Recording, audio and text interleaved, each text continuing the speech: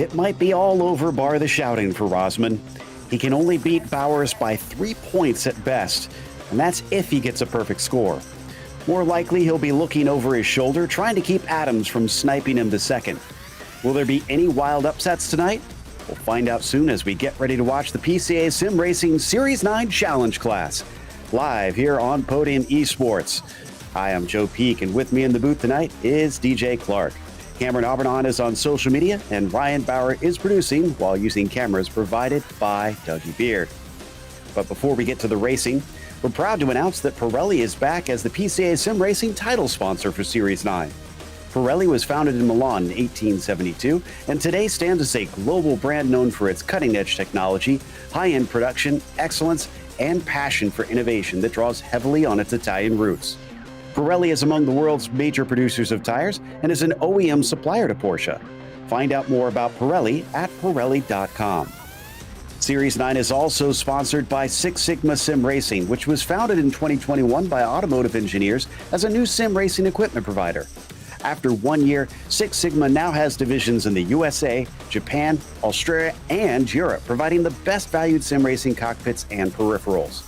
Six Sigma offers 10% off to any PCA member from the website, and the coupon code is PCA Sim. For more information about Six Sigma Sim Racing, please visit their website at sixsigmasimracing.com. That's the number 6, sigmasimracing.com. Well, DJ, for one last time, we're going to see the cars take to the track here at Daytona. What can we expect with the Porsche GT3 car? Well, Joe, as we've seen in the previous 3 classes, it's going to be a game of patience around here and a game of just trying to stay within touching distance of that driver in front of you. That's going to be the main of the game here. A couple of overtaking opportunities, namely going down into turn 1. We can see an aggressive move or 2 coming down into Le Mans. But really and truly, I think the way to be able to win this race is just position yourself up in the top 5 when the last 5 minutes come around and then start making your move. Absolutely, and here we see Tim Schrock in the car currently. One of our onboard cams for tonight, coming through the last bit of the lap into the bus stop chicane, now being renamed to Le Mans, and then out into NASCAR 3 and 4 from here. A flat-out blast all the way to the line. Tim has not set a lap yet, and in fact, he's one of only 2 drivers that has not put a time in of our 24 out there. So hopefully this one will be clean. It's his second lap, but he's not got enough time to put in the third. So this one's really got to count. The blue and yellow number 068 crosses with a 53.4. That will, in fact, put him on the board and into 23rd. All right, that's going to be a good way for him to be able to go ahead. Still a little bit off a couple of the drivers in front of him, but up at the front of the field, Joe, very, very close margins, really up in the top 10 or so. Now, as for the championship, as I said, there you can see the difference between Rosman and Bowers. Now, that is complicated because of the drop points. With those drop points, the minimum that Bowers will wind up with is 2,265, whereas Rosman has a maximum of 2,268. So, unfortunately, it's looking like it's going to be difficult. And in fact, I think based on what we're seeing in the qualifying, it is, in fact, over for Rosman. Now, Adams is definitely close enough that he could overtake that second spot, and Trippett could move himself up into third, though I believe he's too far back from Rosman to overtake him. So we're kind of watching those guys. However, Gibson, Frost are both in a very tight fight for 5th. And then if you see down there in 8th, 9th, and 10th, Lervold, Iwata, Crane, keep your eyes on them. They could be swapping around before this is over. A reminder that PCA Sim Racing social media offers in-race reports, breaking news, and announcements through Facebook, Twitter, Instagram, and YouTube. To subscribe, key in the platform name and add /PCA Sim Racing.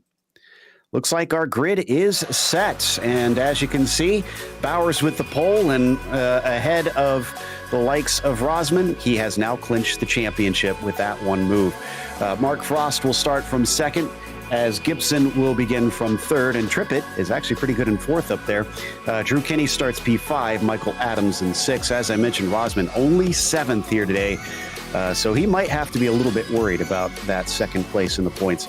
Jonathan Reber is 8th, Randy Lervold 9th, and Jeff Lashway rounds out your top 10. We'll cycle through.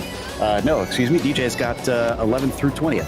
I do indeed. It's going to be Alex Lindback in 11th, followed by Johan Nye with Stacey Iwata and Jason Sherwood behind them. Robert Galeas will be in 15th with David Purdy, Andy McCune, Jack Stevenson, Tom Crane, and Bruce Froby rounding out your top 20. 21st goes to Robert Benson, Jeremy Main 22nd, and Tim Schrock 23rd. After that, it's Graham Rennie, the only driver that failed to set a time, starting 24th and last on the field. All right, as we come up onto the banking, Bowers looking to try and wrap this up, not just with finishing in qualifying, but in the sprint. There's points awarded for this that can affect the final score as well. And the drivers will want to finish well because they will regrid according to finishing position when we head off into the feature in a little bit time. 15 minutes for this first one. So no pit stops, and it's all about trying to keep up with those front runners with that slipstream. As the Porsche pace car gets ready to peel into pit lane, there it is. Bowers now has control of the field with him being flanked by Mark Frost. Barney looks to wave that green flag, and there it is. The green is out.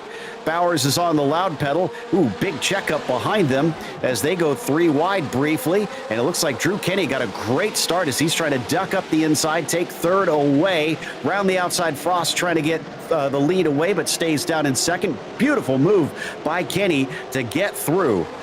And make that up into P2 there as we've got a little bit of contact farther back in the field. I think that was John Gibson getting a little bit turned around. A big stack up coming into the International Horseshoe.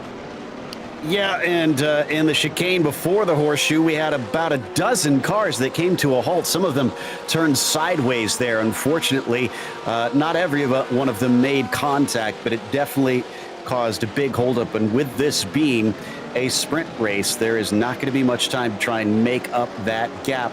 Unfortunately, already out of the Western Horseshoe, Bowers leads. Now Drew Kenny instead in second position. 3 spots gained at the very start of this race. Yeah, that was just great timing there for Drew Kenny. And crucially here, Joe, he is within that range that we talked about. He's within 1 second here at this point, which means he's going to be getting a full effect of the draft coming around the long banking of Daytona. I'm going to be interested to see here if he tries to wait back a little bit, wait for the moment to make the move, or if he's going to be as aggressive as he was off of the start and try to go for it right away. Not sure, but it went well for some and not for others. Michael Adams is down 8 positions. Oh, that's Kenny. Kenny's around. What happened there? I look over and suddenly he's off into the grass outside of the Le Mans chicane. Let's take a look at the replay. And this must have been him just getting it wrong because there's nobody close enough to make any sort of contact. Let's see. Yeah, just all on his own. It looks like there, Joe, that he caught a little bit of that inside curbing as they come out of it there. That was enough to unsettle the car a little bit, tried to get on the loud pedal coming into the final part of the curbing, and that was enough to throw him out. Luckily, he's going to be able to regain it and come back into 11th here, but a lot of positions lost for what was a great start for Drew Kenny. Well, I had criticized Rosman for his poor qualifying, but he's already up into second place now. That's from 7th as we look at Trippett, who is exactly where he started, back in 4th in the 444. Yeah, so he is now going to try to work his way around Mark Frost, who's right up ahead of him. Frost is going to try to hold that position down. We're seeing a lot of gaps here in the field spread out over the course of the running because of that big checkup that we saw earlier on. Yeah, he's got a lot of work to do here as they come on to the banking, but Frost has got himself at least into 3rd place, so a podium could be on the cards for the sprint race itself. Amazingly, with all the drama that we saw in the first lap, Randy Lervold and Johan Nye, the only 2 that have gone into pit lane. Everybody else is carrying on. That's not taking into account potential penalties that we might see from the stewards as we watch from onboard Purdy. This is in the 10th spot. That is Alex Lidback just in front of him that he's chasing. Yeah, he's trying to move his way up ahead here at this point. Again, this is a sprint race, so only 15 minutes. So we're going to see these drivers trying to make a little bit more of aggressive moves. Here we see Sherwood thinking about a move to the outside of John Gibson. But as we've seen before, Joe, running up on that high side, it doesn't necessarily work out as well as you think it would. The GT3s just don't quite have the horsepower to make it move. You've really got to wait until the tri-oval to make that move happen. Yeah, down into the braking of the first corner. He's going to try and go around the outside, cuts down, given just enough space as Gibson backs up, and that's going to move Sherwood into P7. A brave move from Jason. Very brave stuff, but again, in this sprint race, that's the kind of tenacity that you kind of need to see. Now I think for Sherwood, he's going to try to scamper up in the road because behind him, Gibson, Lidback, and Purdy not too far behind. Indeed. Oh, did we have a problem for Jeremy Main? Not sure what exactly happened with him. He suddenly showed up at the top of the timing sheet for me with a 0 next to his speed. So I'm not sure what happened, but it certainly seemed to have been something catastrophic, I would guess, as we come back onto the oval for Sherwood ahead of Gibson. Next up, Jeff Lashway. not too far behind him. Interestingly, they've already got Lervold between them, the lap down cars, just because Lervold had to come in and get repairs. Yeah, and so what that means here at this point is that Lervold is going to be sort of used as a little bit of a bump way to try to get his way up forward. We're going to take a look back here on board with Tom Crane. Joe, I think this may win the award for best rig of the year. It's certainly the most impressive rig that we have seen. Watch this. If you didn't catch it before, watch as he comes off the banking. And there you go. Hydraulic motion rig. Incredible stuff. And certainly probably gives him some amazing sensations while going through a circuit like this one. As he weaves past the Le Mans chicane, he sits in 18th spot. He's actually gained 1 from the start. Yeah, so he's up 1 spot, and sometimes just that small little progress as you try to move your way forward is what you need. But the one problem he's going to have here is that the 809 there of Robert Galeas is about 2 seconds up the road. You need to be within about a second to make that pass work. All right, across the start-finish line once again. Laps are going to go very fast here in the sprint race. We're already just about halfway through it as we come back to Gibson, who has not given up on Sherwood. Oh, did they go by? Oh, it was Johan Nye that was off course there. So that's another one of our lapped cars. And he's going to get it turned around and get back onto the circuit. And wow, Sherwood defending on Gibson. Or was that a pass? Did he get overtaken again? No, that was a defense. Yeah, and a little bit surprising there. I thought Sherwood was going to be able to move ahead pretty quickly. Let's take a look at the replay here. It looks like he didn't get the best run there out of the International Horseshoe. Comes down here into the Western Horseshoe. Is this a little bit of a bobble here from Sherwood? Runs a little bit wide there on the exit, comes out onto the grass. The car gets a little bit squiggly. He's able to catch it and just hold on to that line, but that's going to compromise him on some speed coming onto the banking here. All right, well, they are back on to 2 and 3 now, or 3 and 4 rather, of the oval corners. Randy Lervold got himself a black flag from some of those early problems, and Michael Adams was black flagged. I didn't see what that was about, although I know he did wind up farther down the field as we come up to Purdy now. And this little fight heading into the tri-oval for 9th position. Purdy slots down to the inside and overtakes Alex Lidback rather easily. Oh, and here comes Kenny back into the fray, trying to make up for his lost positions. And there's one very quickly. Very quickly indeed, and I like this aggressiveness out of Drew Kenny. He's going to have to try to push himself up ahead to the best that he can, but he's got a lot of work to do, only up into 10th. I think he's going to be hoping for a better result in this feature race. All right, so back into that 10th spot, just has to make up 5 positions to at least be where he started things. Not impossible, but certainly will be a bit of a tough ask, and he's really hassling David Purdy here in the infield. Did not wait around at all to catch up to him. No, he certainly did not. Purdy's going to have his hands full as we watch the number 19 work their way back on. Oh, that's Gibson. Gibson around in front in the 911. He's going to find himself dropping down to 11th. Turn 6 takes another victim. I've seen a lot of cars spin there over the years. It's just so easy to take a little bit too much speed, and I think that's exactly what happens. Let's take another look at it, DJ, as they're coming down into the Western Horseshoe, at least for now in the replay. Yeah, so he takes a little bit of a wider angle through there, keeps it on the inside. That's really what you want to do to make sure you keep everything together. Now let's watch. He's going to bring it out here through the left-hander, just a little bit too much speed there. You can see the rear end starting to break away earlier, and then it just continues on. Too much speed there too early, and that's enough to spin the car around on that changing tarmac. Sends him down to 10th. Kenny is now up to 8th now after that, having taken Lidback, but Sherwood seems to have gotten away from him. He was chasing him, wasn't he, before? Unless he... Oh, no, he was overtaking Purdy, excuse me. So he's made quick work on that, but Purdy is coming into pit lane. Interesting. I'm not sure if that was a penalty or if he maybe just has some damage that he's worried about. He does have damage. It's a black and orange flag. Where did he get that from? That is bizarre.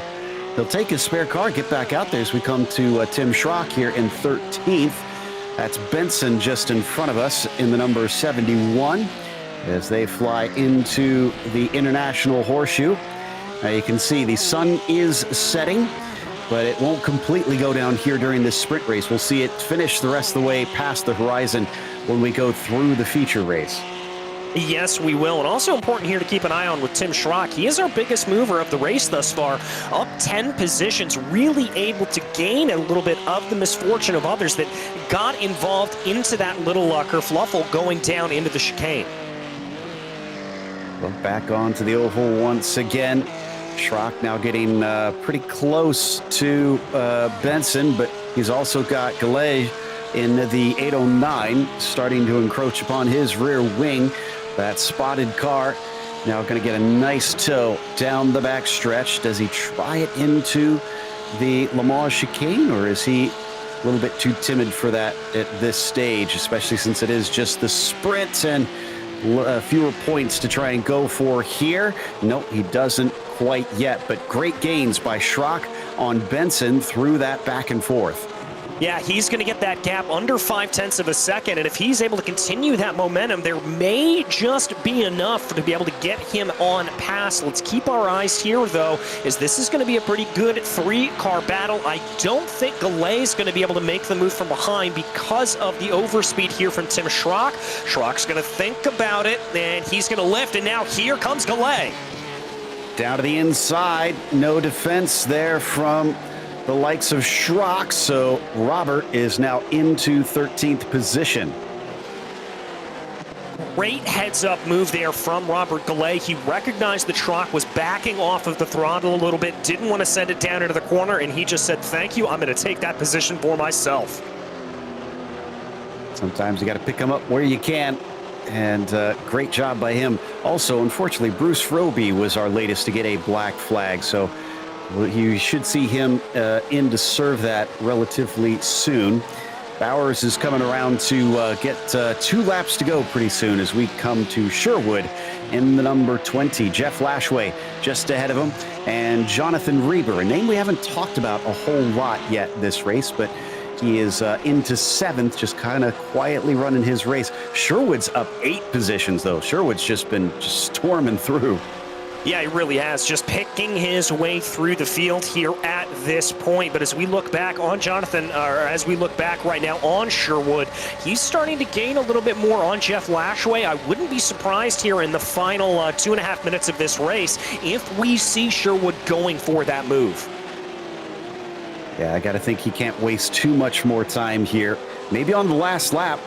We've seen a lot of that in these last 3 events so far in these 2 weeks, where drivers know they've got the slipstream and just kind of bide their time waiting until the other driver will have no answer and no slipstream to try and fight back ahead of them and get them right at the line. So maybe that's what we're seeing the number 20 kind of set himself up for.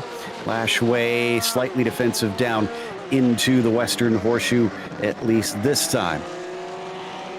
Yeah, they're going to keep things together here, but again, watch Sherwood. We ride on board with him. Let's see what his hands are like coming through this tricky section of the track here, Joe. We talk about the change in tarmac here and how slippery it can get. He just handled that perfectly. Nice and easy onto the throttle. You didn't see that rev limit starting to creep up too quickly. No traction control engagement. That is exactly how you want to take those corners. Nicely done. And still looking him right into the tire tracks of that green machine, not giving up any slipstream to him ahead, making sure that he reels him in at every opportunity. David Purdy is now in pit lane. And I do not see a black flag next to him. Not sure what happened there. He must have had some sort of incident, as the white flag is now out for Scott Bowers. 1 to go with about a 5-second gap over Rosman. Yeah, I think this one's pretty much in the bag here for Bowers. Knock on wood if you are a fan of Scott Bowers, though, as we know the commentator's curse is strong. Yeah, he's got to bring it home, at least. They haven't handed out the points quite yet, but it's definitely the final lap of the race. Credit to Frost back there in 3rd. 3 seconds behind Rosman, but also just running his own race and making sure that he collects what points he can. Trippett not going to be able to gain anything on Rosman this time, and even if he wanted to try and overtake him. The 444, as has become a habit, is looking at another fourth place. Yeah, he's really just racked up those fourth places over the course of the year. The 444 in fourth place, kind of poetic in that way. We've kind of joked post-race at times that he needs to change it to a 111 or something next time out, next series, to see if that does anything and proves to be fortuitous, or prophetic rather, his choice of number. Scott Bowers leads us down into the Le Mans chicane for the last time in the sprint race. This is pretty much all he has to do and survive, and he does. No cutting of the course, no spinning of the car. He's got a healthy 5-second lead over Todd Rosman. These beautiful sunset shots here around the banking of Daytona to complement that Union Jack liveried car is going to bring it down to the tri-oval, and a win in the sprint race for Scott Bowers puts an excellent exclamation mark on his championship. Absolutely perfectly run race here for the 917. Rosman doing a fantastic job as well. No real pressure from behind, able to keep that up. Mark Frost coming across the line. Trippett there in fourth. Looks like Jason Sherwood not able to get the run there on Lashway that I thought he was going to get. Yeah, it wasn't close enough in the end. Needed to be just a little tighter the rear wing, just like we see with Graham Rennie. Now this might swap around. It's only 0.3 of a second out of the Le Mans chicane. Benson just in front of him, and he's kind of hovering in the middle instead of hugging the bottom line. Wonder why he's doing that. Maybe just trying to not give him as much slipstream initially, but he's right up beside him. It almost looks like Rennie lifted there. Yeah, I think he may have just a little bit. Not sure what exactly caused that, but here comes Rennie to the line. Not going to have enough.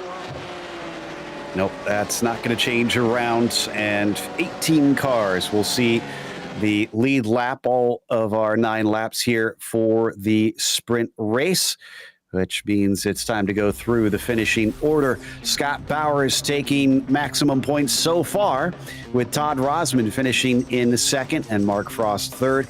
Edward Trippett will be P4. Jeff Lashway, fifth for him, is followed by Jason Sherwood in sixth, and Jonathan Reber with a quiet seventh. Drew Kenny was 8th today. Then it's John Gibson in 9th after starting from 3rd. I'm sure he's disappointed with that. Alex Lidback rounds out your top 10. In 11th place, it was Jack Stevenson, followed by Robert Goulet, with Robert Benson and Graham Rennie unable to get the move done there on Benson to come home 14th. Tom Crane was 15th, followed by Tim Schrock. Then it's going to be Stacey Iwata and Andy McCune to round out the drivers who finished on the lead lap. Randy Lervold and Johan Nye finished 1 lap down. David Purdy was 21st, Bruce Froby 22nd, Jeremy Main 23rd, and Michael Adams, 24th and last on that one. Extreme disappointment for him, no doubt. Yeah, I think that's going to be a disappointment there for him for sure. But the good news for them, Joe, they get another chance at it here only shortly on. Exactly. They've got just a short little intermission here where they'll be allowed to get back out on track and get whatever laps of practice in that they want. A maximum of 5 minutes out here during this intervening session. But at this point, hopefully they haven't really got much to try and get figured out, and they've really had this all down by this point, because Lord help you if you haven't figured out this track after that much. Yeah, exactly. I think what this warm-up session is going to be for a lot of these drivers is just a chance to maybe regain a little bit of that rhythm. We often talk about rhythm and how to build that around a circuit, that's your best way to get those good, consistent laps in. And I think for some of these drivers that maybe had a little bit of a scruffy first run, they're going to give it another shot here. So from what I am seeing, Adams is still close enough that he could overtake Rosman here. I'll double check on that because I do believe the drop points will affect it somewhat.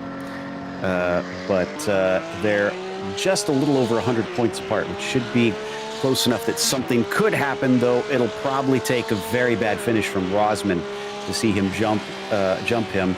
And then Trippett is even closer to Adams, since he had a good finish and Adams did not. So I'm sure Michael's probably a little bit concerned after that performance, knowing that he only collected, let's see, what was it? It was 7 points with that sprint race.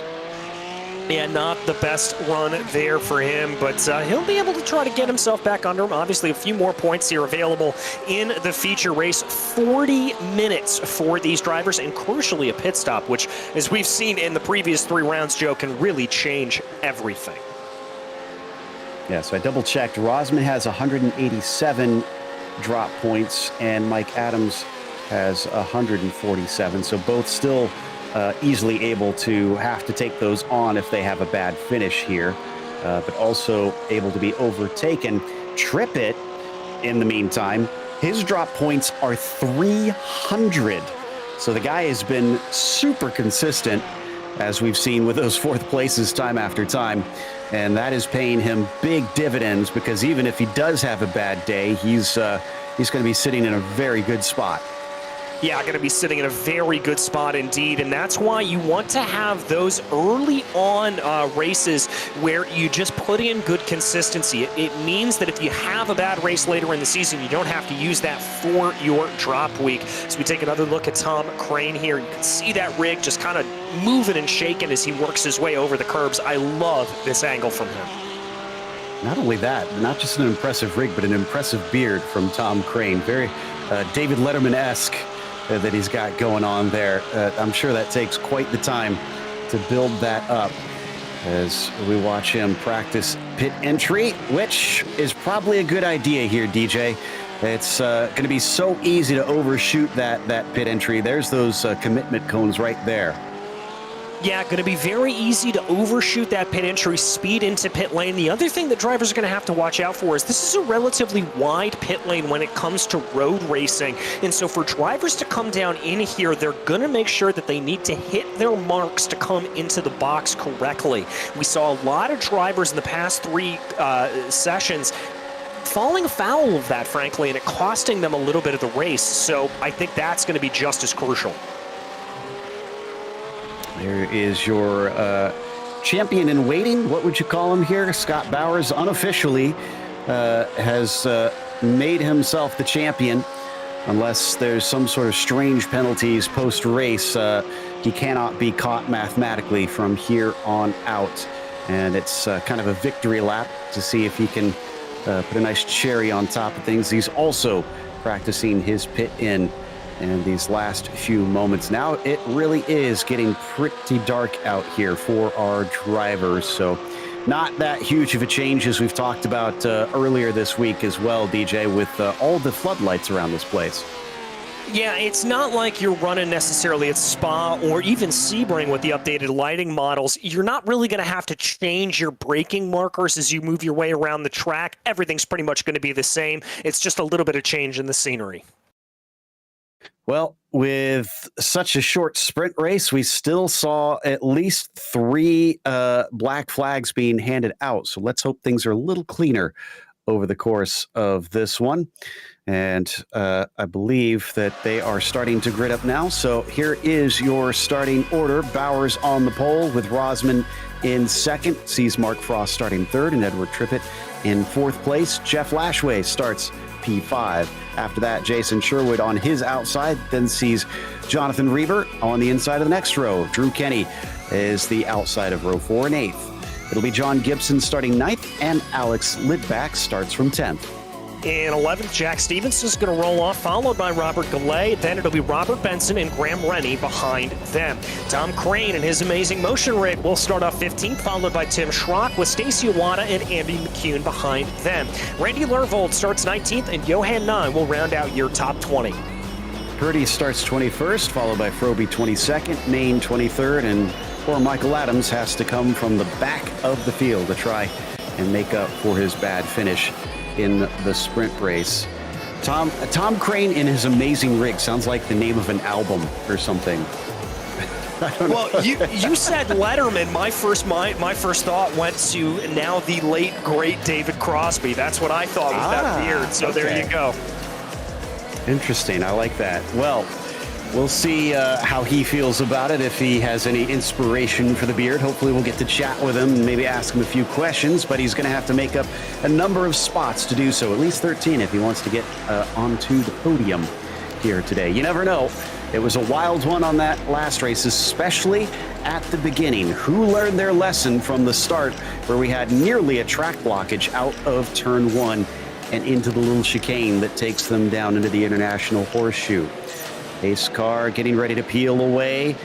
Rosman starting on the front row this time, has a much clearer view. There it goes. Looking for the green flag.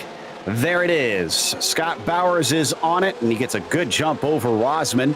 But if he's not careful, he's going to get overtaken by Mark Frost here. And wow, another, just like last time, almost the exact same move from Drew Kenny, sneaking down the inside of multiple cars and already up to 5th. Kenny knows how to make that corner work, Joe, and he is already up 3 positions. He's going to be fighting for a few more here, I have to imagine. He's already got to move down to the inside there of Trippett coming down through the International Horseshoe. All right, this time we're successfully out of turn 1 without incident, but we're not out of it yet. Oh, Trippett's off course. Not sure if he had help, but he falls way to the back of the field here, and that's going to be astonishing if he can get to 4th from this one. As Bowers leads, Rosman leads Frost, and Kenny already up into P4. Close battle between Sherwood and Lashway for the last spot in the top 5. Yeah, very close battle here as they continue to try to work their way on through. Seeing a couple of drivers taking some alternate lines coming through 6 and 7 back out onto NASCAR 1. But crucially here, unlike the first race, Bowers does not have that immediate breakaway when it comes to the draft. He's got to work for it here. Yep, if Rosman can hold on to him, then that's bad news for Scott Bowers. Could he deny him a final win of the season potentially, and at least have the psychological win over that 917? Right now, though, behind them, that was a fierce battle that we caught a glimpse of there between Sherwood and Lashway that we were talking about before. There's your top 4, kind of streaking away from everybody else, as we've had an issue between Graham Rennie and Robert Goulet, who seemed to have hit the wall out of the bus stop. Not entirely sure what happened there. We'll have to maybe jump back and check out a replay here as we pull it up here, thanks to Ryan Bauer. Let's take a look coming down here. This is the run into the bus stop as we keep our eyes on the 809. Comes down into the corner. Oh, that's going to draw the ire of some stewards potentially. Yeah, right into the side of him. One car that I think has been doing it pretty clean as we watch from Graham Rennie, Michael Adams on that first lap gained 12 positions. Wow, that is remarkable for Michael Adams. Remember, the biggest that we saw earlier was 11 positions gained as we now take a look on board here as he rides behind the number 71 of Robert Benson, trying to see if he can get a move here into the Western Horseshoe. That was close. Yeah, but he sent it in. He knew what he was doing, and that's up to 11th is behind him. That was Andy McCune. Unfortunately, losing grip through the Western Horseshoe. He actually clatters the tire barrier on the outside, but I think he's able to keep the car going. Yeah, those 11 positions, DJ, was over the course of 9 laps. That was 12 positions over 1 lap. I think that Michael has got a fire underneath him right now. I think he does too, and I think he definitely wants to try to push as much as possible to try to not lose that fire. He is absolutely on a mission, wants to gain as many positions as possible, and more power to him. Lit back about 2 seconds up the road, certainly able to be caught as we watch from Rosman on Bowers. He's still within that slipstream easily at this stage. They are dropping Frost, probably good news if you're both of them. It's easier to manage a 2-horse race than 3. Yeah, it very much is. As here comes Rosman, maybe thinking about a move into turn 1. He's going to back off. Ooh, and there he has to take a little bit of avoiding action. Outbraked himself a little bit. Thankfully, it did not come to blows between them. Although Mark Frost would love it if he suddenly found himself in first place and the skies just parted for him. Oh no, Lashway. Lashway falling down the order, and he's having to sit and wait patiently on the exit of turn 1. Judging by the divot in the rear bumper, I'm going to guess that he had a little help, maybe. Yeah, let's take a look here. There's not a lot of cars around him. I wonder if this is maybe just Oh, yep. He was trying to really slow down there for the corner, and unfortunately, the driver's behind, not getting that memo. Yeah, that was a bit bizarre. McCune is in pit lane. Graham Rennie did indeed get a black flag for the incident that we saw through the bus stop chicane. This is Jonathan Reber. Maybe this will give us some more insight. Did he just lose control, maybe? Just braked way too late, I guess.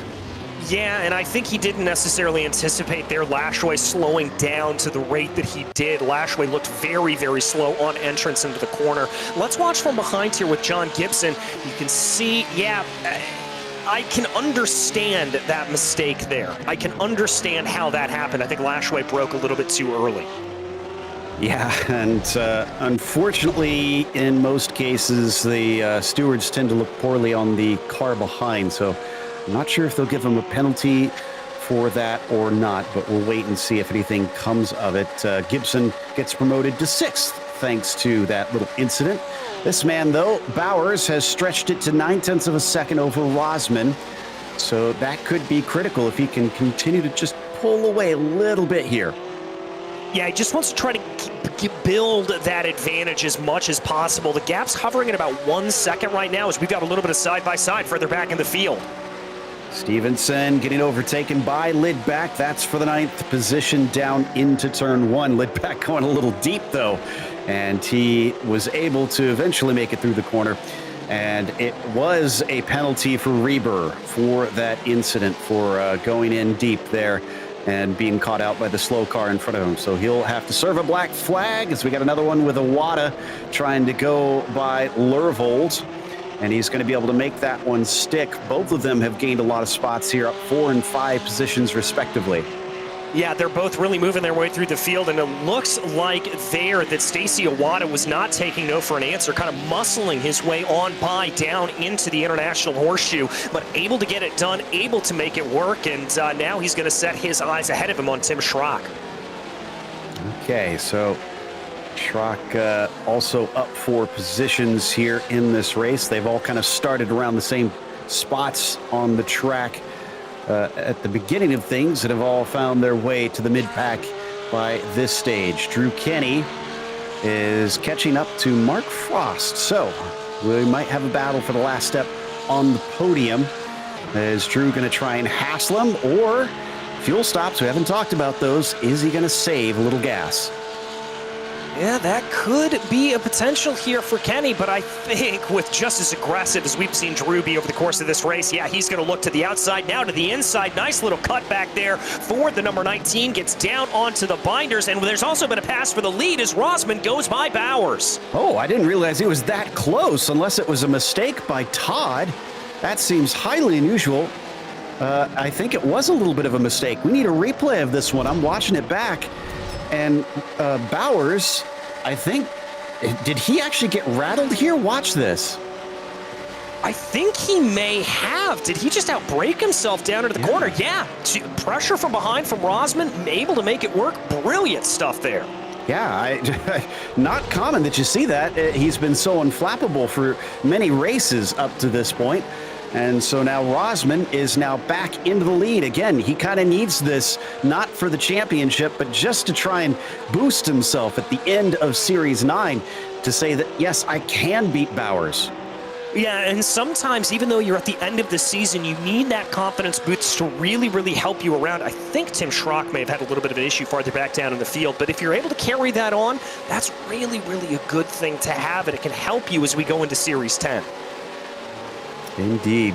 Down through the chicane once again. Now, Bowers is not out of it. He's still close enough that he could try and attack right back. There you see him, and the red, white, and blue chasing on Rosman. So we watch the 917 car come up behind the EMS liveried vehicle and making a good run of it here. Now, could he maybe pull the same thing, just see if he can get into the head of the number 9, get him to outbrake himself, because I don't think he's close enough to try and make an attack. Yeah, he's not quite close enough, and what he's going to be able to do here at this point, Joe, is one of two things. He's going to be able to stay behind and try to force that mistake that we saw Bowers make not too long ago. The other thing he's going to be able to do is sip on that fuel. He's not going to have to be using as much fuel as Rosman up ahead of him, and that could mean a shorter pit stop, and he's able to jump him through the pit stop cycle.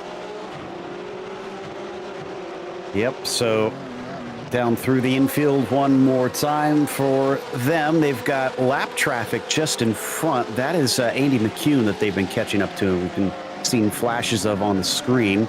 He's cueing them to go left, drivers left. There you go. And all 1, 2, 3 are around. Are we going to get 4? Yes. So Mark Frost does not lose touch either. This has now become a 4-car battle for the top spot, with Frost being the caboose pulled along by Rosman's engine. Yeah, and at this point, this is the driver that I'm keeping my eyes on, Drew Kenny. We've seen the aggressiveness, we've seen the drive, we've seen just how much he wants to be up ahead here. And I think if Kenny gets the opportunity, he's not going to be worried about saving fuel. We saw him do that earlier to Mark Frost. He didn't wait around, he pushed ahead. I think he could be the real fly in the ointment to what was going to be a relatively straightforward battle between Rosman and Bowers. I agree. I think he is going to be no holds barred in this one. Now, we are going to be getting close to, actually, yeah, we should be within the pit stop window, I believe, from here. So drivers who wanted to stop early could probably come in at this stage. We don't expect that to be the case based on previous experience in Series 9, but just keep an eye peeled for anybody that comes down into the lane. I'm a bit worried about Ed Trippett because I notice he does not have a best lap time marked yet. Now, the only way that could happen on lap 6 of the race is if he hasn't had any of his laps counted, which means he's had a lot of incidents. And from what we're being told, he's already up to 10. If he reaches 16, he's going to be given a drive-through penalty. And don't forget, that can rack up very, very quickly, particularly coming through Le Mans. But as we watch him here right now, at this point, he's getting a good run on Tom Crane. He's going to look to the outside, but it just didn't look like it played out there for him. He's going to have to go back at it again. Now moves his way around the outside. He is going to be able to gain that 15th place position. Back up into that spot. He did get 2 of those incidents from the spin on lap 1, we know. But the rest of the laps, he's had at least 1 there each time, which means he's gone completely off track at some point or another.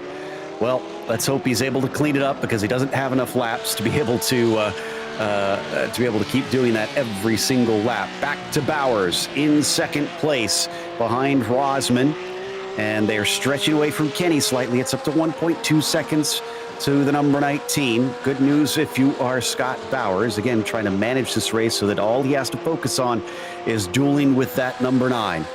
Yeah, and that's really the thing here. If you are Bowers, or frankly, if you are Rosman, you want to kind of work together here at this point. Is you don't want to let that gap build, or you do want to let that gap build as much as possible. You don't want to have a 3rd car here join this fray. You want to work together. You want to play nice and try to just move your way ahead. Mistake from Rosman, and it goes right back to Bowers. Also allows Kenny to catch up to the pair of them. So put Bowers back in P1, and almost a similar incident to what we saw before, except not as dramatic, where Todd looked like he just kind of took it a little deep into the turn. Yeah, just took it a little bit deep in there and just got it a little bit wrong. Good heads up from Bowers to be able to get that move. Ooh, is there some internet problems there for Drew Kenny? He's blinking. That is not good, especially with as feisty as we've seen him be today. I'd be a little bit scared if I was Rosman or Bowers here at this point. Well, if I was Kenny, I'd be scared, if anything, because we have to remember that the stewards do watch that, and we have seen them remove drivers whose internet does not clear up in a time that they feel is acceptable. So let's hope for his case that he's able to get it to go more solid. We've also seen a couple more black flags, Maine and Lervold, as there was a big look and a dive as he breaks much, much later than Rosman. So, yeah, you're right on that sense that Rosman needs to be worried about Kenny maybe just finding himself reappearing inside his car. Yeah, it's something that you really have to pay attention here, too, as we jump back a little bit farther in the field. This is David Purdy in 13th place, trying to make a move on Tim Schrock. Purdy's got the preferred line here down to the inside as they work their way onto the backstretch, but they've got to sort this out before they come down into Le Mans. You do not want to be going too wide through there. Absolutely not. Big defense from Tim. So Purdy breaks and backs out of it. And there, I just heard the internet connection warning for Drew Kenny from the stewards, so he doesn't have much time from here. And he actually just took second place just now, so he managed to go by Rosman. Well, Kenny able to get that move done. It looks like going into turn one, I believe. And indeed, that is where he was able to get it, going through the International Horseshoe.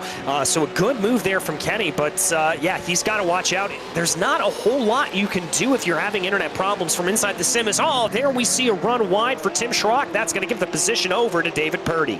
Purdy went a little deep himself, nearly getting out to the exit curb and past it through turn one.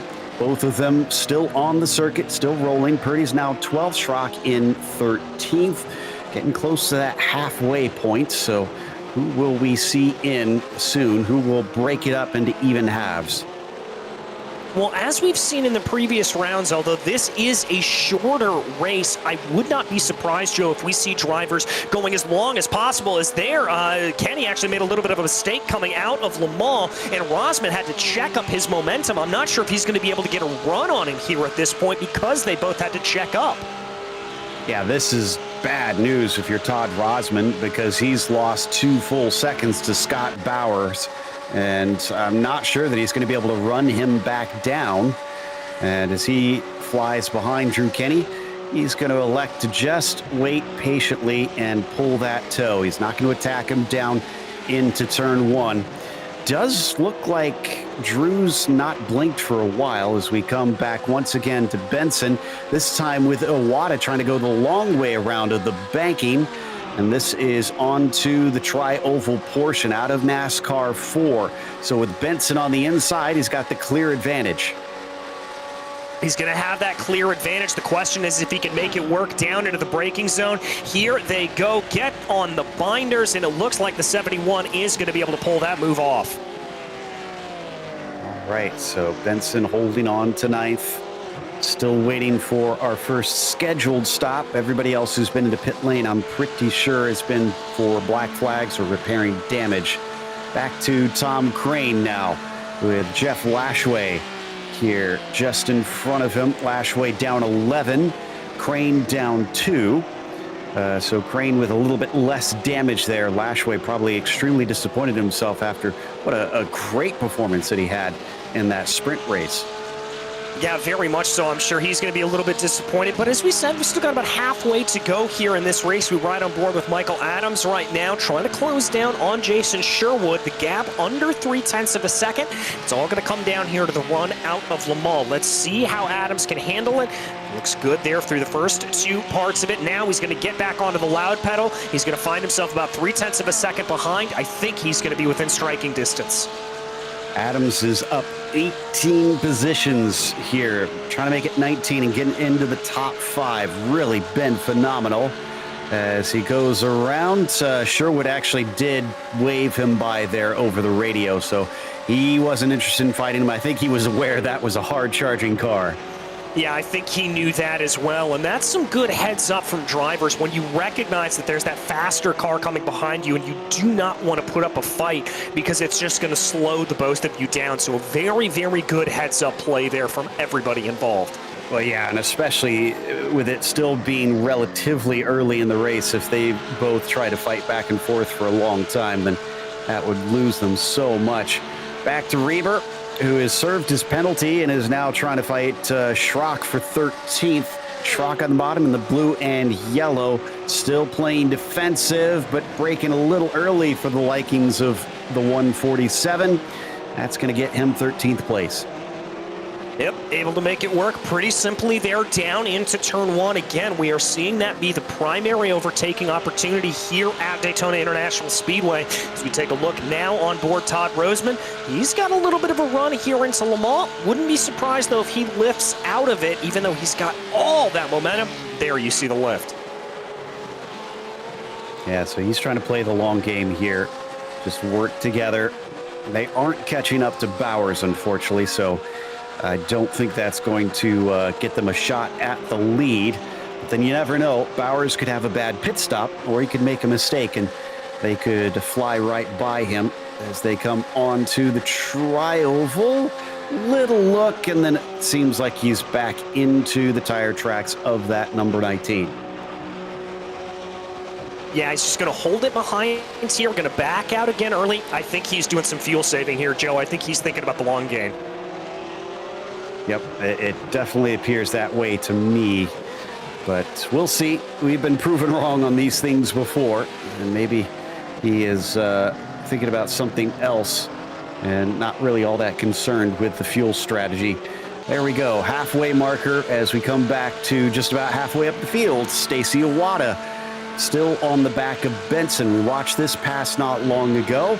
Benson is going to outbrake him very easily down into turn one. Yeah, very, very easily able to get that move done. And there you see him moving up ahead. Now the question's going to be, and this has been the one that we've really talked about time in and time out, of just how well he's going to be able to pull away here at this point. That's what he's got to do, does Benson, is he needs to be able to get out of that slipstream of Stacy Iwata and start to run his own race and not have to worry about anybody from behind. Well, this is the challenge class, and a lot of them are aiming to get faster, more consistent. Are you struggling to consistently go faster? Do you know how to find another 10th off of your lap time? Join our very own physicist, Nikki Chan, to learn all about driving technique, car setup, telemetry analysis, and more via YouTube videos on last10th.com. Nikki is also available for one-on-one coaching and custom setup sessions. Contact him on Discord for a trial session now so you can squeeze that last 10th off your lap time. Last 10th, better car, better driver. Lap 12 right now for our competitors. Make that 13 if you are Scott Bowers, as he just crossed the line. But Kenny leads Rosman. That's been unchanging now for the last few laps. They are getting rid of Mark Frost. He's about 3.5 seconds behind them. But we're going to go back to Iwata versus Benson. Just getting a very good toe. This is the closest we've seen him in some time. What's he going to do? What is he going to do indeed? Let's see if he's going to try to poke his nose this way, poke his nose that way. It looks like, I think that's going to be decided because Benson's coming down into pit lane. He is, but he brakes very early compared to the commitment cones. That's going to be a lot of lost time for him. There's Bowers back onto the oval. So he's not pitting in yet. We're expecting him probably about 12 minutes left to go on the clock. But Benson is our first driver, we believe, to take a scheduled stop and be able to get to the finish. Waiting to see how long he'll be in the pits. Definitely less than 20 seconds. Yeah, 15.7 it looks like is our marker to go by for everybody else, and he's on his way. All right, so he's going to bring his way back out here and back out on to track as we take a look here, riding on board with Edward Trippett, trying to see if he's able to get a little bit of a run here on Reber and Stevenson up ahead of him. This is a good three-car battle that we have. Great job by Trippett on his recovery, but Reber's also recovering. Stevenson, I'm guessing, is the one that's probably the most likely to get overtaken here. Ooh, Drew Kenny pitted in. Okay, there we go. So Rosman no longer has a drafting buddy, and the 19 is going to be our highest driver to have taken service. All right, now what's going to be crucial here is to see exactly where he's going to come out of pit lane, Joe, what that delta is going to be for Kenny, and rest assured, we've got a nice little battle here coming down into Le Mans. Reber very much better on the brakes than Stevenson into the chicane. This does hold up Trippett, who's more circumspect into there. So there we go. A couple other cars announcing they're going into pit lane, including Jack Stevenson, So that's why you're seeing Trippett move to the high side to try and keep from running into the back of him. Let's see what kind of entry that Stevenson has. Does he really push it and crash the cones here? No, he's also quite early. Yeah, quite early. We're seeing a lot of drivers be very, very cautious down into pit lane, and I've got to kind of think here, Joe, at this point, that's probably the way to go. If you're not into a battle for the lead, you just want to be as cautious and careful as possible. And making sure that they don't cop a black flag on their way in. We've already seen other drivers manage to do that with either an unsafe pit entry or just speeding into pit lane. Here comes Bowers, now down to 15 minutes left to go. So probably within the next 2 laps, we can expect this 917 to be pitting in. All right, so let's see here if this is going to be the lap. Starts to fade down. I think this is it. How hot is he going to be coming down to the commitment cones? Looks like relatively cautious there. Very aggressive from behind, though, for Todd Roseman. That's going to gain him a couple of tenths of a second. Yeah, and that's why I wondered about that. The drivers will want to try and push it as far as they can to gain some precious tenths, maybe even seconds in some cases that are extreme. Kenny now going to try and see if this earlier pit stop can net him a position. Jason Sherwood kept going, though, so Sherwood keeps out. Bowers should be emerging pretty soon. Yep, he's back on his way out of pit lane. And where is Kenny right now? Just out of NASCAR 4.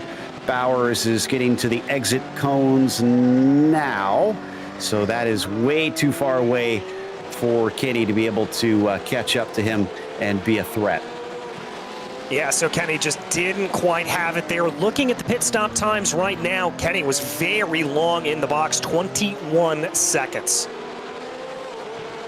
Interesting. Okay. Not sure what happened there. Maybe just didn't get the fuel strategy right. We have seen that before this season. They don't need a full tank, and maybe he just put in a little too much compared to what he actually needed. And so Kenny's on the attack. No surprise there on Mark Frost. Can he actually make this corner, though? Yes, he does. That was from a long ways back into the Western Horseshoe. A very long way back, but Kenny's still showing that tenacity to try to move himself forward. The problem now he's going to have to deal with is he's got 7.5 seconds to try to gain in on Todd Roseman if he wants to hold on to what we anticipate will be P2 by the end of this race. Yeah, Todd is right now in third, but that's because we still haven't seen Sherwood take his pit stop. So there, yep, there he is right there.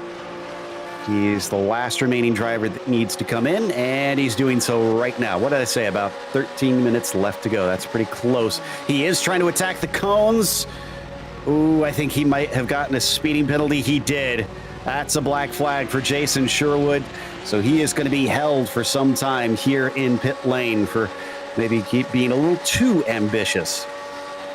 You hate to see that here for these drivers. We've talked about it, and that is the first time we've seen a driver fall afoul of that, Joe. It really shows that you have got to be absolutely perfect in all aspects of the race here, including the one down pit lane.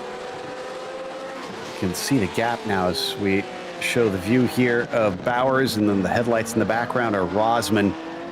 There he flashes by there on the screen just briefly. So let's see, Sherwood, yeah, he's still sitting in there, 31 seconds in pit lane. David Purdy is in. That doesn't seem to be for a black flag, I don't think. That was a quick one if it was a scheduled stop. Not entirely sure there what that was from him. We'll have to jump back and maybe talk to race control and find out what it was. I think it may have just been a situation where he ran a little bit long. Yeah, that's what we're being told, is that he just went deep on his fuel stint. We didn't quite catch it, so he must have been the one that went the absolute longest of everybody. That's going to bring him out in 9th. Roseman here in the number 9 machine sits in 2nd by about 2.5 seconds behind Bowers. Just about a quarter of the race left to go. Not going to be completely impossible to catch Scott. I don't know if he's got the pace to try and do it. On the opposite end, Frost, after being overtaken by Kenny, is clinging to that rear wing. Yeah, he's holding on here. He's got that gap under 0.5 of a second, which is really where you want to see it if you are in that position. The question's going to be here, with no fuel saving left to go, are they going to be able to hold on closer? Is Frost going to be able to try to make a move here? He's going to have to go around the outside. Kenny looks like he's going to hug that inside line. And Frost decides not to try and make a move as they fly down into turn one once again. He's got to be careful, though, because guess who's come to dinner? Michael Adams is already there. He's in the top 5 and looking at maybe 4th, maybe even a podium from literally last on the field for the grid in the feature. That is absolutely remarkable here from this number 12 machine as he tries to work his way forward. As you said, he is within a second. When they get out here onto NASCAR 1 and 2, he's going to get the full benefit of the draft. Michael Adams is going to be moving ahead. Got to give Adams a lot of credit here for the way he has not given up on this one. The downside is, from those who love a dramatic finish, though, is they'll be in exactly in order that they are in points, so there would be no change between them from this. They would just stay as they are. But sometimes it isn't always about those points. Sometimes we just have a good race, and I think that's what Michael Adams has given us. Even if something happens from this point, he deserves every bit of credit for all 19 positions that he's made up to now. Yeah, very, very much so. Even if this doesn't come to a podium, this is the drive of the race for me, Joe. And frankly, a sneaky drive of the race, as we weren't really that aware that he'd been able to move up that much. And let's also not forget the fact that he's been able to do this in a race where there hasn't been a lot of attrition. This is him just charging through the field. Yeah, we lost Jeremy Main, and I see Froby's been in for about 2 minutes. For some reason, Graham Rennie's in and out. Not sure what that one is about, but it looks like we've maybe only lost 2 drivers at this stage, as it's getting a little spicy down into turn 1. Different lines being taken by drivers, and Adams, no doubt, is already sizing up that bright purple number 6.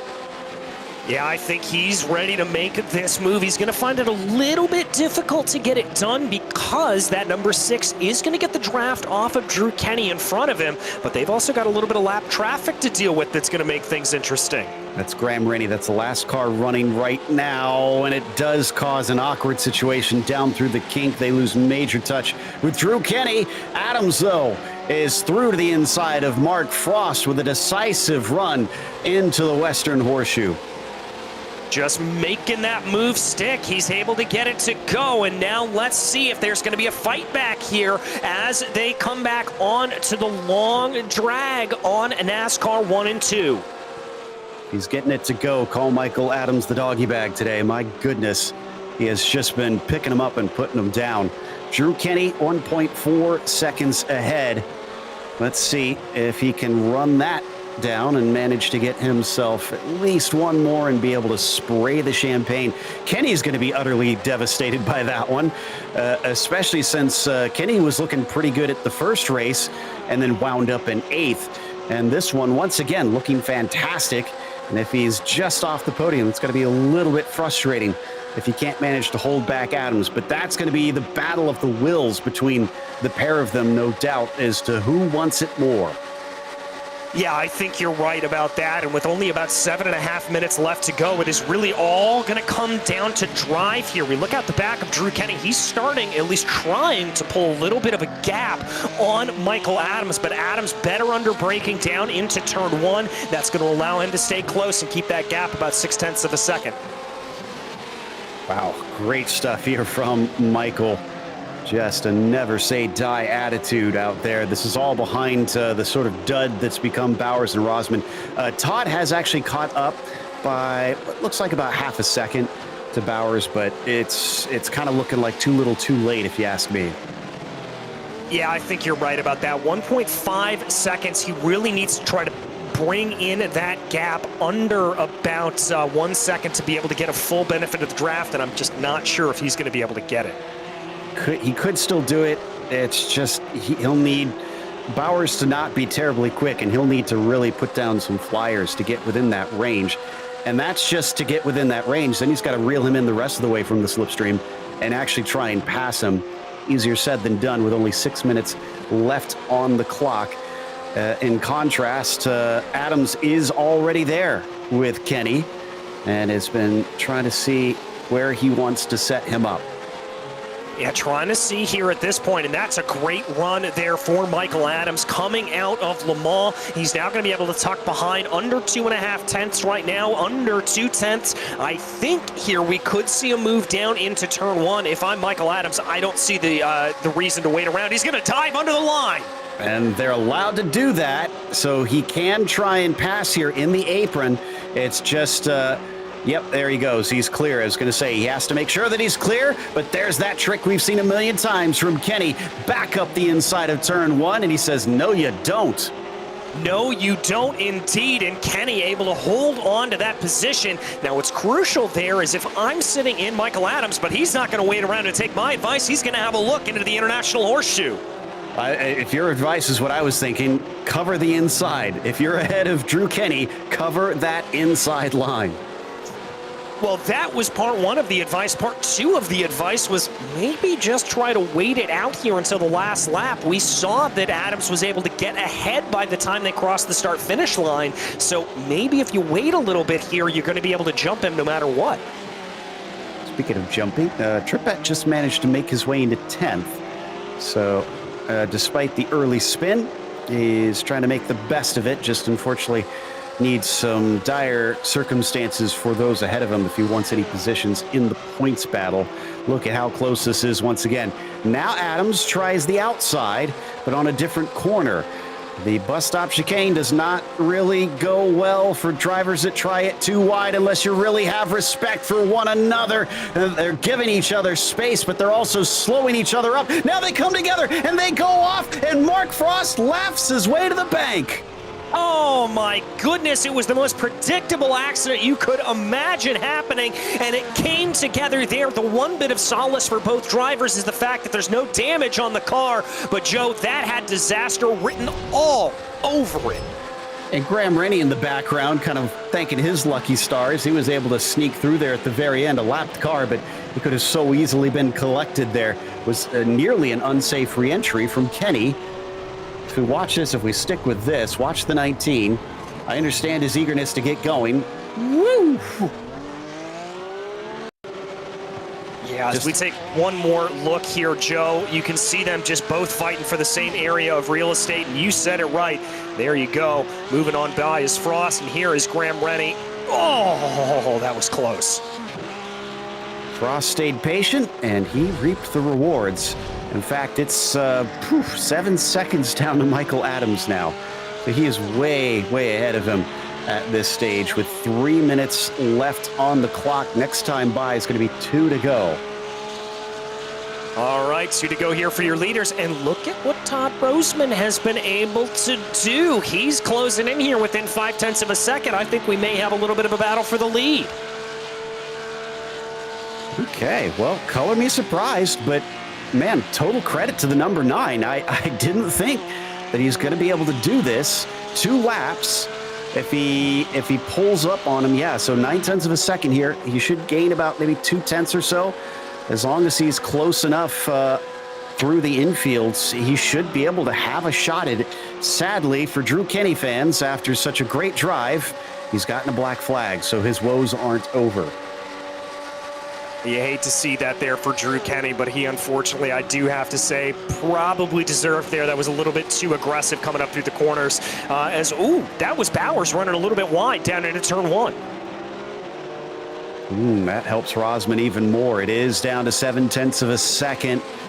So what can Rosman do? Todd closing in or breaking down through the International Horseshoe. Fantastic through there. It's down to 0.4 of a second. He is absolutely proving us wrong. Scott Bowers has now got to watch over his shoulder. Yes, he does. Let's see what he is able to do now as they work their way through the Western Horseshoe. Bowers in that number 9. He's going to be getting the full benefit of the draft here. Let's see if he can use it.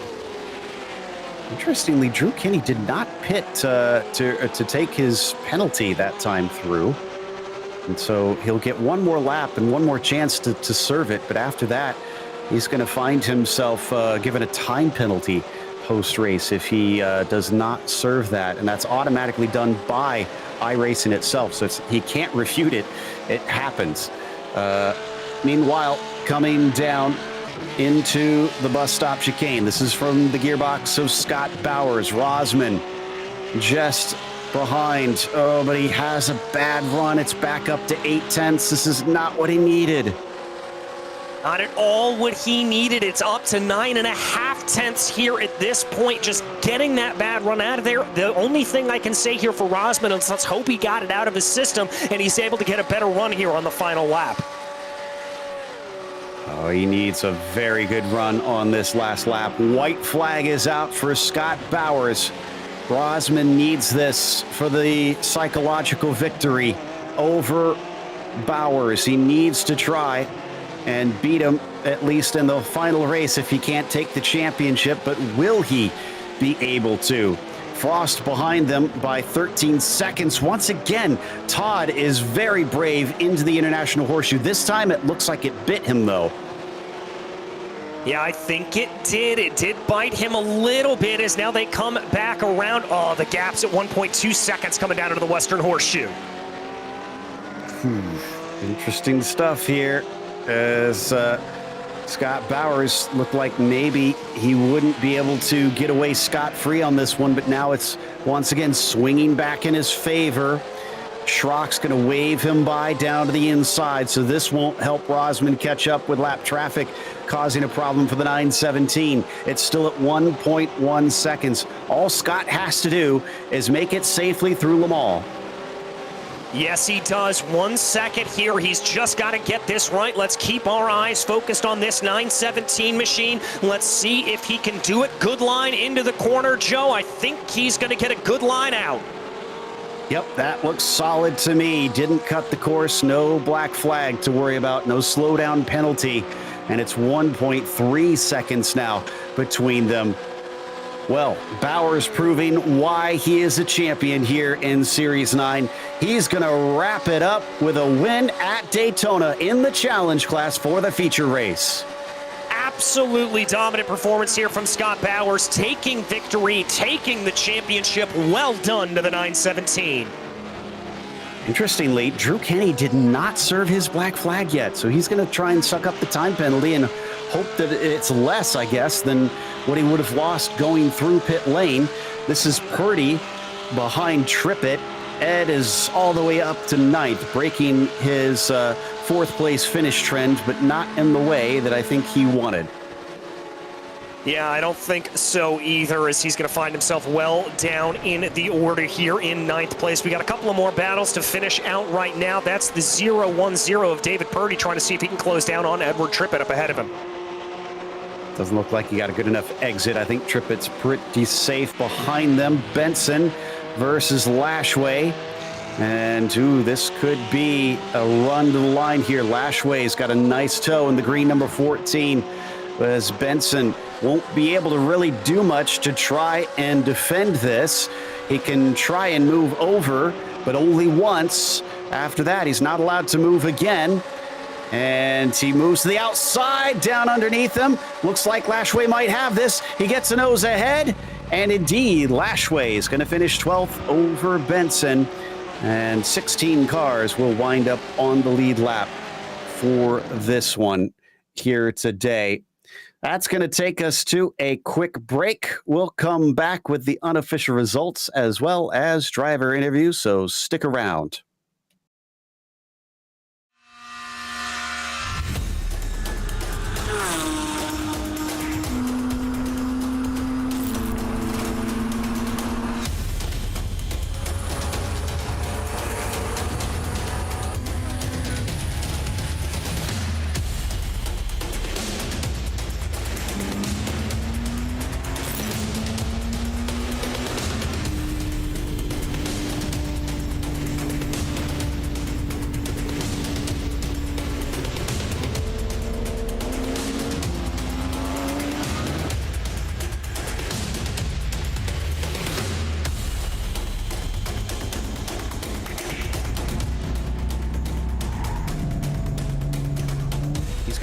a little earlier if that's going to be the case. He's actually got a nose ahead as they come down into the braking zone. He's going to do it the hard way.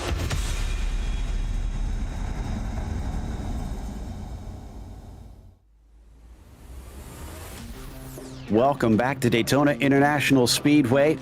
With the challenge class having wrapped up for the features, Scott Bowers gets himself a win. Made a few mistakes, though, this time. Still recovered enough that he could keep Rosman behind, who finished second. They were 1-2 in the championship as well. Mark Frost coolly and calmly laughed his way past the wrecking cars to finish on the podium, as Michael Adams has gone from 24th to 4th, 20 positions gained today. John Gibson was P5, as Alex Lidback was 6. Drew Kenny, because of his black flag at the end, served a time penalty and was given 7th place after that was calculated.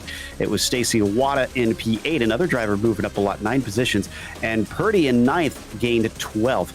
Edward Trippett, unfortunately not finishing 4th today, but 10th. Back down in 11th place, it was Jonathan Reber, followed by Jeff Lashway with Robert Benson, Jason Sherwood, and Robert Goulet in 15th. Tom Crane was the last driver to finish on the lead lap in 16th. Then it was Tim Schrock, Johan Nye, Jack Stevenson, and Andy McCune.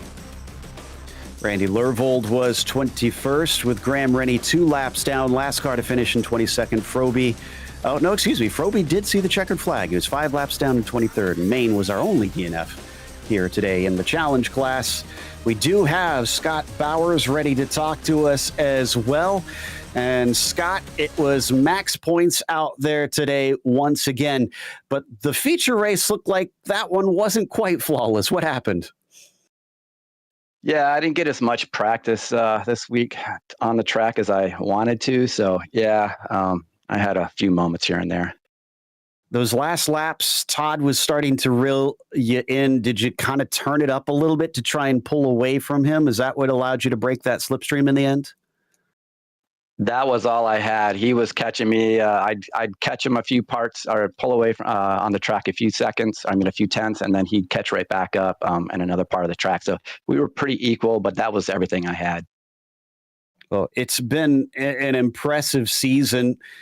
From here, where do you go? What do you think you'll do now that you've claimed top spot in points? I'm not sure what the how they reclass people going forward, but I'm assuming that I would move up. I'm not sure if the sport or the club, but either way, it was a blast racing with all these other challenge drivers this season, and just getting a chance to meet a lot of the guys on the national scene outside of the New England region. So yeah, it was fun. I'd say you've earned the chance to jump up a class. We'll see what they think. And again, congratulations. Who helped make this championship possible? Of course, the family, the wife, the kiddo, all of the family watching in Connecticut and Michigan, and some friends and the New Hampshire Rangers up in New Hampshire watching. It's always great knowing that there's some people watching these streams. Great stuff there from Scott Bowers, our winner here today, and pole sitter and sprint winner. But second place went to Todd Rosman. DJ's caught up with him. Todd, tantalizingly close there at the end. Talk me through those last couple of laps. Oh, they were a lot of fun. I was getting close, and then it kind of got away from me on a corner, went in a little too deep. But yeah, I kept seeing his back end going, I'm getting there. Well, you almost made it work there, and obviously, I'm curious. There were some championship potentials coming into the race. How much were you focused on that and those combinations and permutations? How much were you just focused on the racing at hand? Well, I knew from our points that if I qualified the way I've been qualifying and the heat race didn't go terribly, then where we were was where we were. If Scott didn't do well, then I had a chance. But when I knew he wasn't going to wipe out, then it was just, let's focus on this race and have really fun. I was just hoping to make it close and something for everybody to watch that was, interesting. And it worked out that way. It was a lot of fun.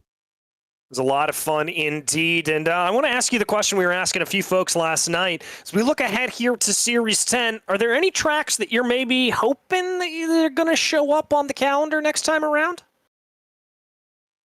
You know, not that I hope that'll, but I would hope that we stay away from Red Bull. I'm not a fan of that one.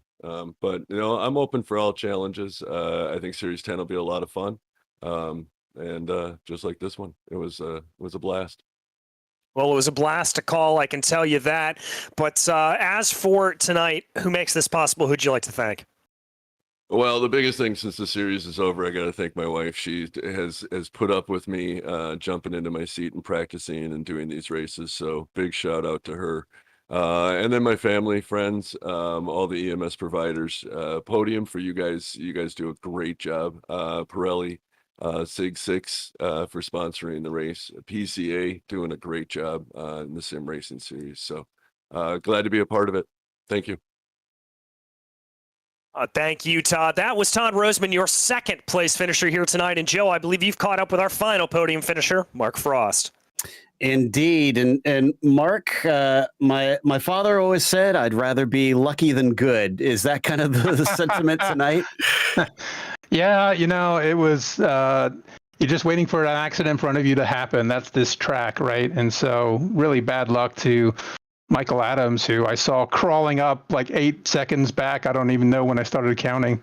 And Drew, I mean, that's just sad to finish that lap like that, but I'll take it. I'll take it. First podium of the season on the last race, so I'm really happy with that.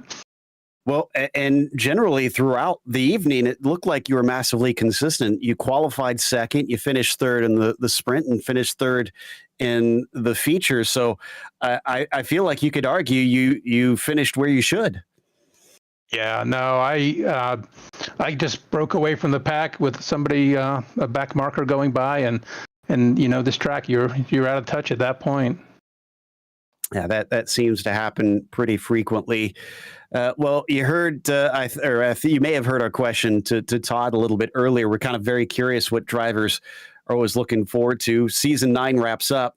Any tracks that you're kind of eyeing for Season 10 that you're poking the organizers to see on the schedule? Yeah, you know, I must say I've really got a hankering for Nürburgring GP, so I'd love to see that in Season 10. I pulled a team together. Actually, the podium, 3 of us are moving forward after Season 9 into our first team racing series. We'll be running a car called Code Red, as in Challenge Red. So Code Red is our car, and we're going into that. I really look forward to Nürburgring, the full Nordschleife combined course. So that's actually what I'm looking forward to the most next. Yeah, absolutely. I can't wait to see everybody try to tackle that beast. But congratulations, third place in both races to round it up is a good way to finish off the season, sir. Yeah, thanks very much. Mark Frost, P3 all around, except for the qualifying for him today, which is going to wrap us up.